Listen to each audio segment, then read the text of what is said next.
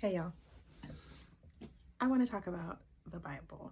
I was raised in the Seventh-day Adventist Church, and I was taught a literalist interpretation of the Bible. My elders taught me to always read, always pray, and pray and meditate when you read to really get the full truth of the words. I first started reading the Bible as a young person, going to church, and then I decided to commit to trying to actually read it cover to cover when I was in high school. So I was like freshman, sophomore in high school when I started the journey of like really trying to read through it. And I was a reader as a kid. I loved reading books. And even now, I still love reading books. So it wasn't, it was light work for me to every night read a couple chapters or even get through a whole, a book like the Book of Job. It was nothing for me to read through it.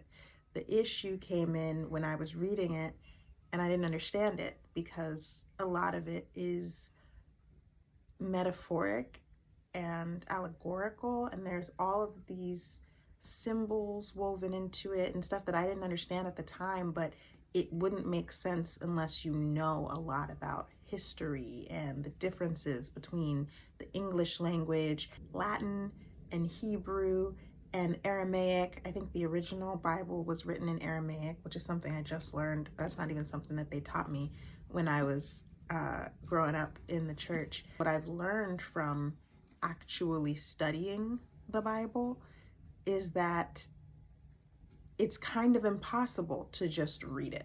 Like, you can just read it and you might be able to pull some value from it, but if you just read it without any context, if you just read it without really understanding the history of how it came to be and how it went through, like all of the changes that it's gone through, it's an ever-evolving text because people always have their hands in it.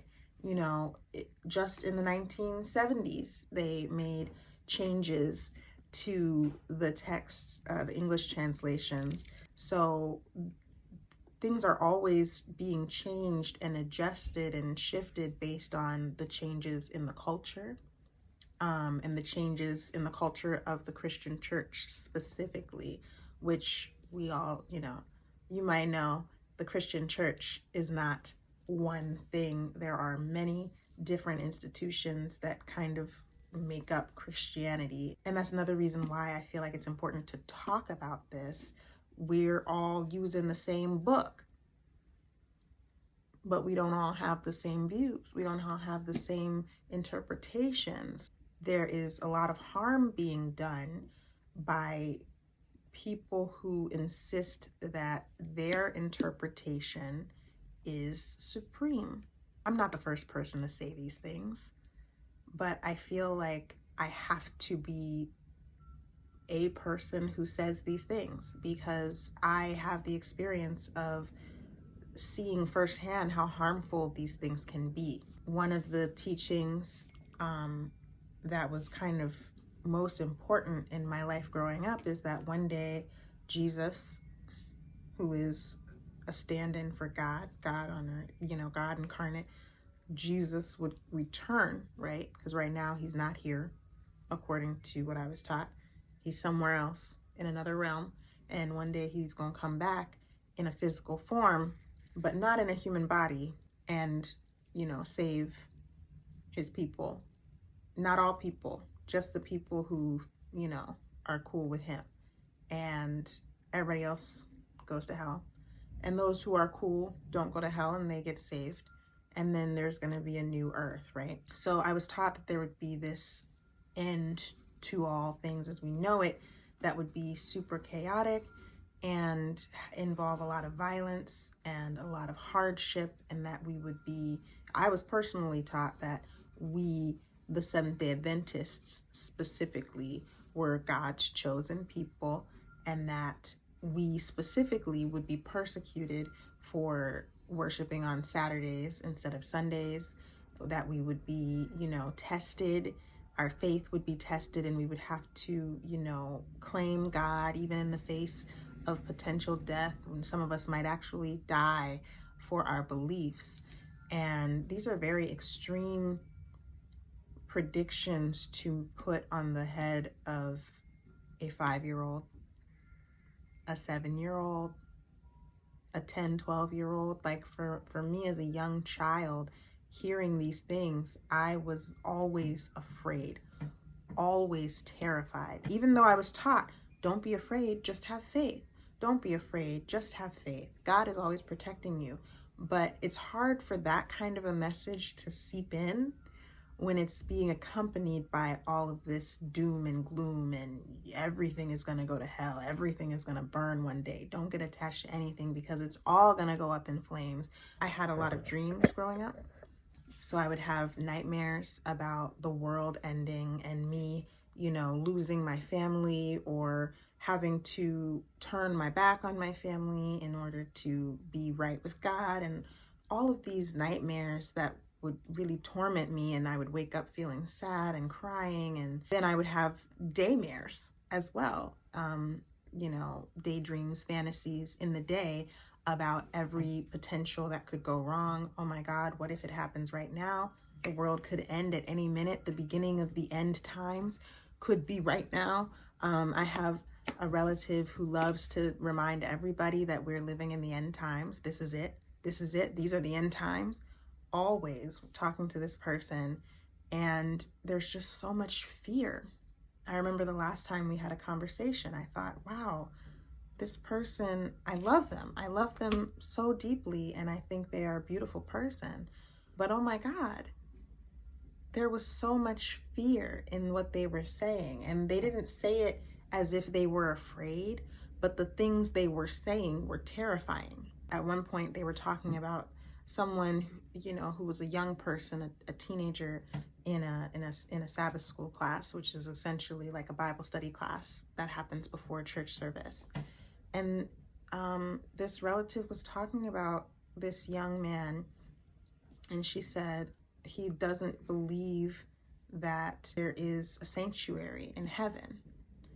And I'm not going to go into the details about what is up with the sanctuary in heaven. If you are familiar with the Bible, if you read it, you may know that there are passages in here that talk about this story essentially where Jesus, after passing, I don't know if this is in the Bible or if this is something that comes from Ellen White.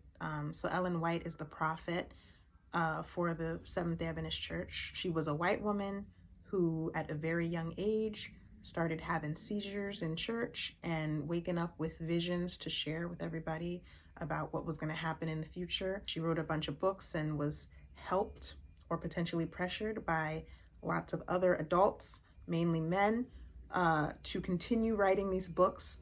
And so now she just has a ton of books. And this was back in the late 1800s, early 1900s.